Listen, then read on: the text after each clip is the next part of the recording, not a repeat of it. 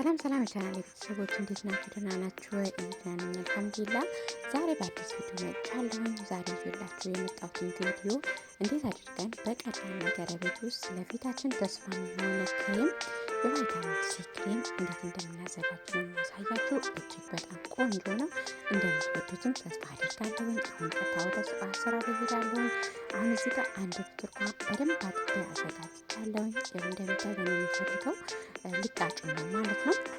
የብርቱካን ልጣጭ ለፊት ቆዳ፣ ለብጉር፣ ለጥቁር፣ ለጠባብና ለቆዳ ጠቃሚ የሆኑ ንጥረ ነገሮችን፣ ቫይታሚኖች፣ አንቲ ኦክሲዳንትስ የያዘ ሲሆን ፊታችን ለማጽዳት የሞቱ ሴሎችን ለማስወገድ እና ጤናማ መልክ እንዲኖረንም ያግዘናል ማለት ነው።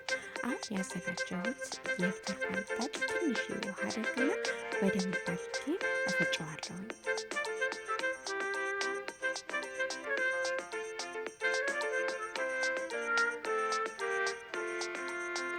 ይህ አሁን በዚህ መልኩ በደንብ አድርጌ ፈጭቼዋለሁ።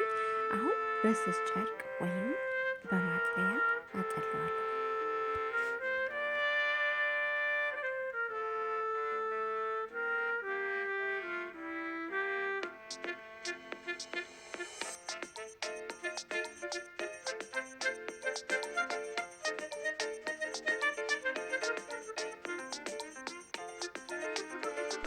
ያው በዚህ መልኩ አጥልቄ ተመልሻለሁ። አሁን ትንሽ ጎድጓዳ ሳህን አዘጋጃለሁ።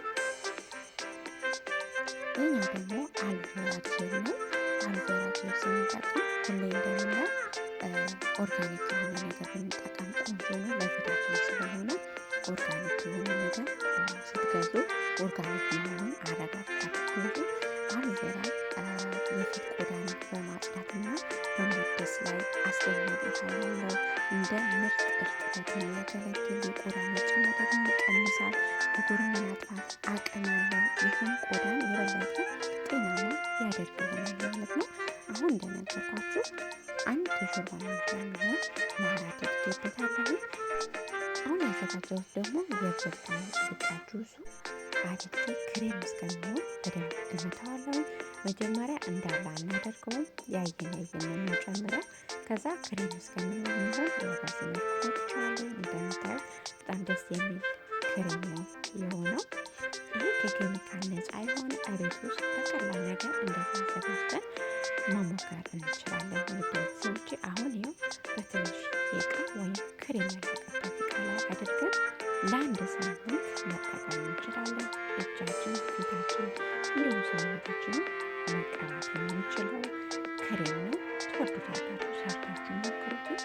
ያው በዚህ መልኩ እንደዚህ እኔ ለአንድ ሳምንት እጠቀመዋለሁ ማለት ነው። አሁን እጅ የተቀባውን አሳያችኋለሁ።